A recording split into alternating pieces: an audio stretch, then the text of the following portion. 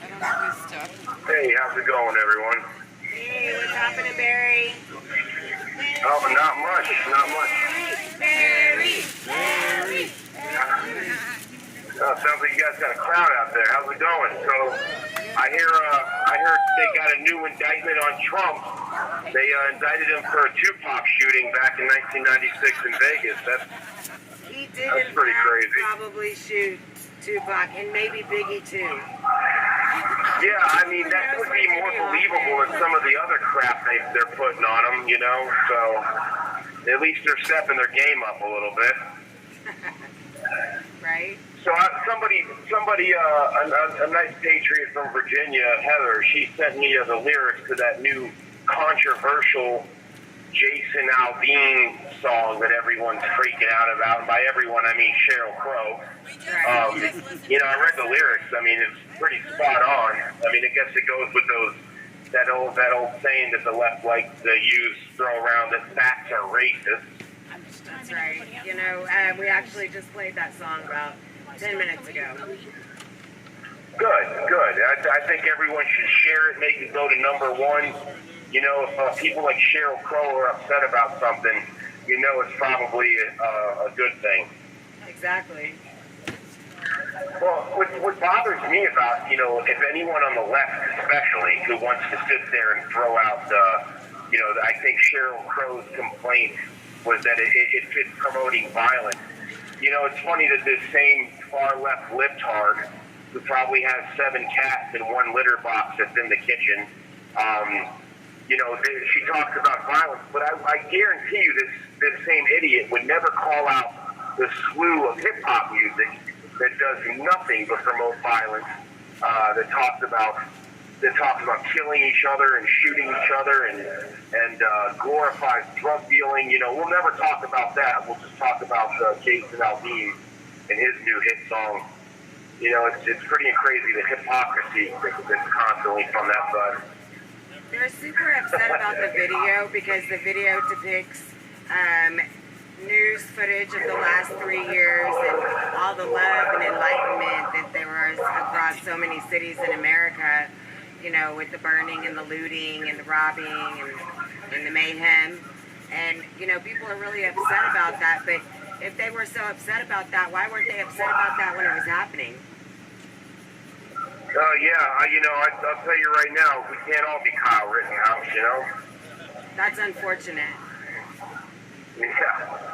It's just incredible, you know, that, you know, you look at some of these hip-hop albums, you know, and what it talks about, the topics they talk about. Now, I was a big fan of 90s hip-hop. I still am.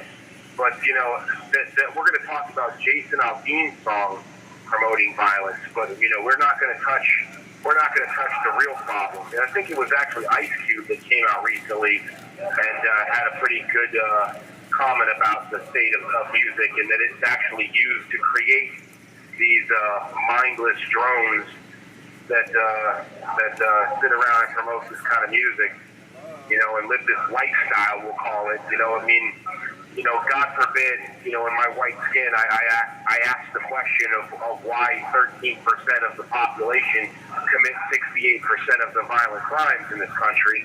You know, that's racist. Can't ask that. Wonder if it has anything to do with the music. Well, they don't just glorify that kind of lifestyle, they actually live it.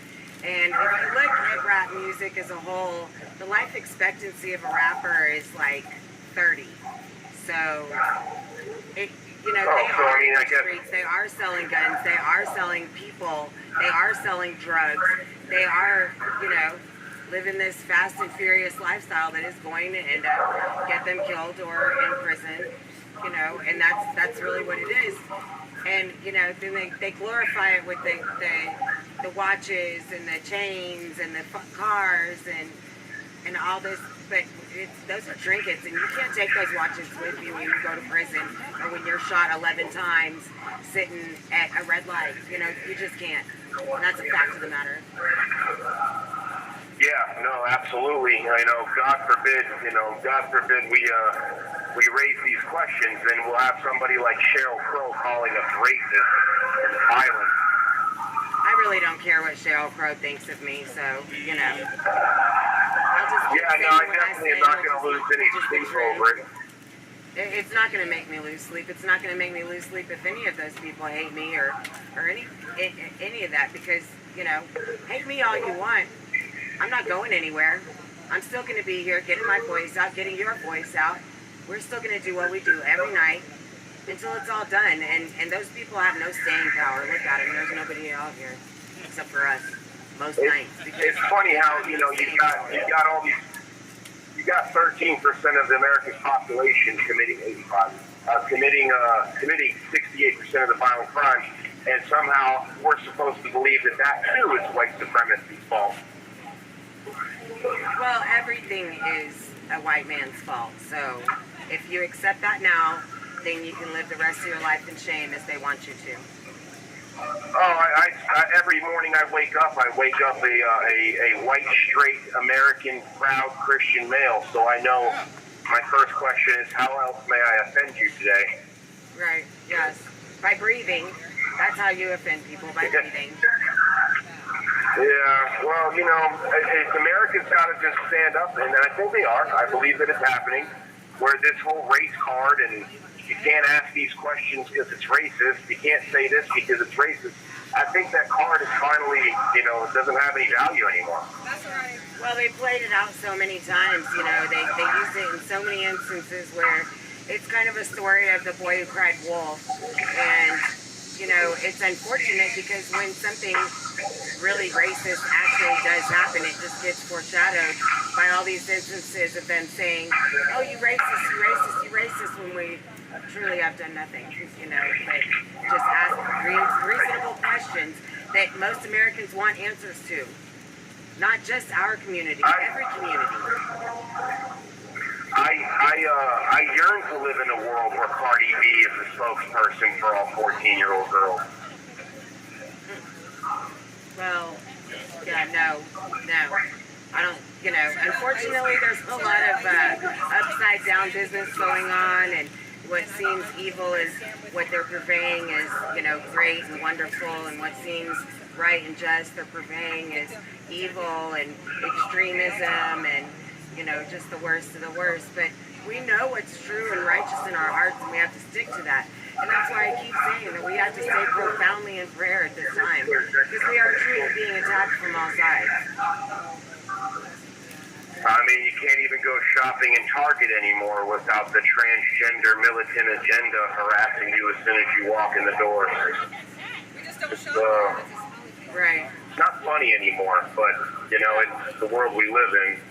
But, you know, a lot of people are choosing to use the power of their dollar and spend their money elsewhere. So, you know, I think that in a small way there is a great awakening happening. It's just it's a slow process. I wish it would hurry up and people would start getting a little bit more outraged. Yeah, no, I agree completely. I really do. I do think that you are having the tides turn. You know, and again, it's the little things when it comes, you know, to this whole, you know, combating this situation. And it's the small things like changing your cell phone provider, getting off of the AT&T, getting off the T-Mobile. You know, these things have to happen. You know, stop using Google, stop using Gmail. There's other alternatives with Proton Mail. You know, DuckDuckGo. I know I've said this 1,000 times. I'll say it 1,000 more. These little things will show this woke agenda who's really in control. And it's the American people. And we're the ones giving them control. That's right. There's way more of us than there are of them. And if we just use our power of our voice, which we do still have slightly for a very short period of time longer, because, you know, if we don't use it, we will not have it. We gotta stand up and speak out more. Absolutely, I agree. Well, you know, everyone sit back and pray for Trump now that he's been indicted for Tupac's death. So, you know, we'll hope that one doesn't stick too. But yeah, it's pretty crazy what's going on. But I'm gonna let you guys go. Hopefully, I did show up back in Corlink, so my time here is limited. I will touch base with you good people whenever I get designated and end up in my my home that I'll be living in for the next couple years. But you know, let's just keep the fight going, and God bless the USA. I will never give up loving this country. I'll tell you that much. Well, God bless you, Barry, and we will be following you on your journey. Awesome. I appreciate you guys. Thank you for standing out there and holding the front line for us and giving us this voice to be heard, to be seen, to talk about what's going on in our minds.